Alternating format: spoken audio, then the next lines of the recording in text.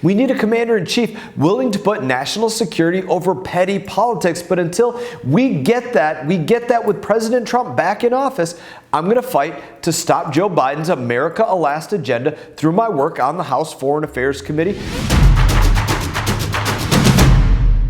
Hey everybody, as always, I hope you're having a great week. I'm here with an update on what's gone on in Washington, D.C., so let's get started with all of it. First up, House Republicans this week took a forceful first step towards responding to the waves of anti-Semitic protests that everybody has seen on the news explode across college campuses. We passed bipartisan legislation to cut off federal funding for universities and other institutions that do not do anything to combat anti-Semitism. And bear this in mind, some of these universities receive billions of dollars of your money. Well, they sit on billion-dollar endowment funds to begin with. This is going to hold the university administrators accountable for not cracking down on this vile hatred that we've seen week after week. And if they don't, well, then they're going to be at risk of losing that access to federal funding to include student loan benefits. But while this is a big first step, and there's definitely more coming, the Biden administration is already working to undermine Congress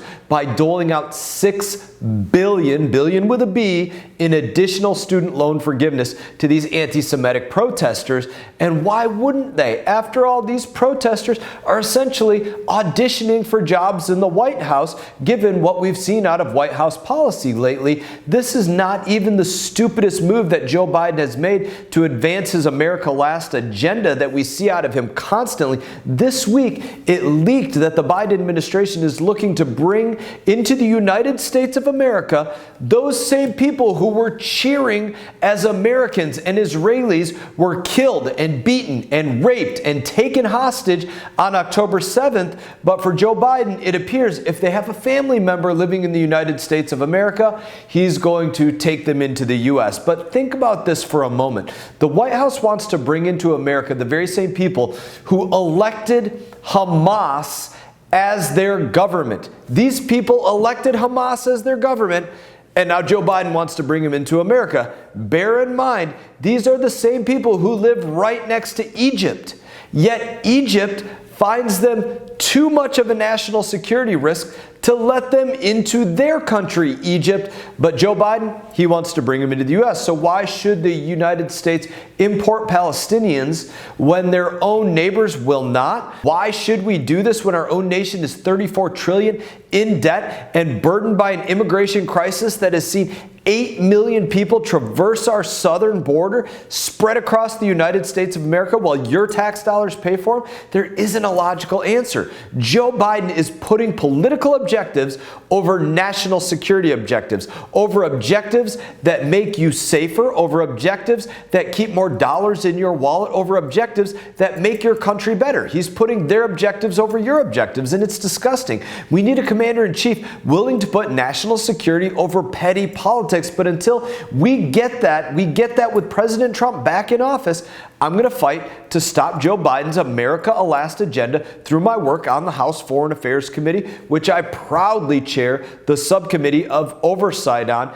dealing with our foreign affairs oversight issues. I want to switch gears to something else. It's related, but it's different. It is estimated that 49 Americans are detained abroad without proper due process. Now, obviously, there are those Americans that are held by Hamas as we speak, those hostages, but 49 additional outside of that in countries like Russia or Iran or other places. And I say estimated because we don't know for certain if it's 49 or higher, since the State Department won't provide us with an up-to-date list. The State Department claims the information changes daily, but that's not really a good enough answer. Our government is duty-bound to protect hardworking Americans from harassment by foreign powers abroad. And I just believe this personally as a statement. If you are American that is detained abroad, there should be every expectation that an American is coming to get you, whether that's an American diplomat or an American with a rifle. There should be every expectation that we are coming to bring you home. The very fact that there are U.S. citizens detained abroad without due process,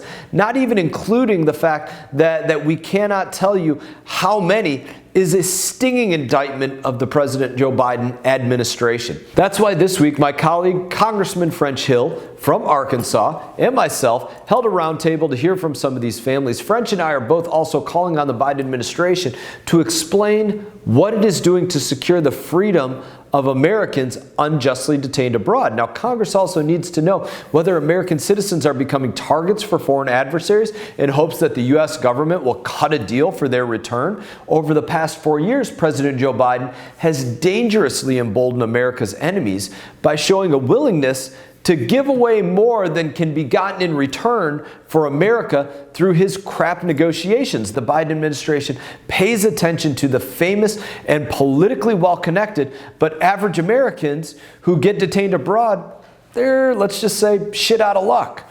This has also sent a bad signal to our enemies that American citizens can be taken hostage to pressure the U.S. government into making concessions. And I fear that Iran and Venezuela and Hamas and other adversaries have learned this lesson all too well. I want to talk about something else. Medical marijuana has been legal in Florida since 2017, and this week the federal government took a step to catching up with that. The Drug Enforcement Administration announced that it would move cannabis from Schedule 1 to Schedule 3 under the Controlled Substances Act. Now, why does this matter? In non-vague government talk, that means that cannabis will no longer be treated like heroin or LSD by the federal government in terms of what the government doles out in terms of punishment, how it regulates it, things like that. Instead, it's going to be available with prescription at a pharmacy like other substances, including ketamine or Tylenol or codeine or other things like that. Cannabis shouldn't be a federal issue. We need to let the states chart their own path with what they want to do. Right now, 38 states allow cannabis to be used for medical reasons, but the federal government still doesn't recognize the industry this has created. We need to let the states do what they want, not be the federal government getting in the way of the states. And studies have shown time after time that medical marijuana can be helpful in treating neuropathic pain or post-traumatic stress or depression or other things. But right now, our veterans, whether their state has a legalized marijuana program or not, are prohibited from participating in marijuana programs. This has not been something that I've ever been a part of. I've never wanted to be a part of it personally, but I absolutely believe that it is a states' rights issue, and I've absolutely seen it be to the benefit of veterans that were just, to say the least, not able to function in life. And it became a treatment that I've seen a difference in their lives where they moved to a place where they're back to functioning normally in life. That has to be a treatment option if those are the results that you're getting. And that's why I'm pushing for bipartisan legislation to make it easier for qualified veterans to access medical marijuana in states where it is legal. As a veteran and as a co-chair of the Bipartisan Congressional Cannabis Caucus, I'm going to fight for common sense solutions to make a difference in the lives of those who serve. I want to talk about one other thing before we close this out. Passport. If you've had to renew a passport in the last couple of years, or you had to cancel a trip that you had planned because your passports didn't arrive in time, you understand how frustrating the State Department can get. And in fact, more than a third of casework of our office received in the last year was regarding passport issues, with more than 600 requests. At one point, Biden's State Department had huge backlogs of passport requests that Americans had to wait 10, 13 weeks in the peak of summer instead of just a couple of weeks like they maybe should if the system was working right. With summer coming up right around the corner, there's a good chance that we could see that uptick in passport renewal requests go back up again. And that's why I introduced the Reducing Barriers to Travel Act, which would reduce passport wait times for Americans by streamlining the application process, slashing backlogs, and reduce the wait time required for passports to be issued. More specifically, this bill would let more agents accept passports and allow more companies to deliver them. It would also change the expiration date to the birthday of applicants so that it's easier to remember that, hey, your passport is coming up for renewal like your driver's license, instead of some random date somewhere out there in the future. Freedom to travel is a vital part of the American lifestyle, and that's why we need this bill passed as soon as possible before summer arrives, and I'm going to keep you updated on the fight to do that and all of the other things that we're doing with passports. As always, it is an honor to serve you. I hope that you all have a great weekend, and I look forward to seeing you all around. You all take care. Hey everyone, thank you for watching this video. If you enjoyed the video, please click like and subscribe. I will be back on YouTube with more exclusive content, so stay tuned.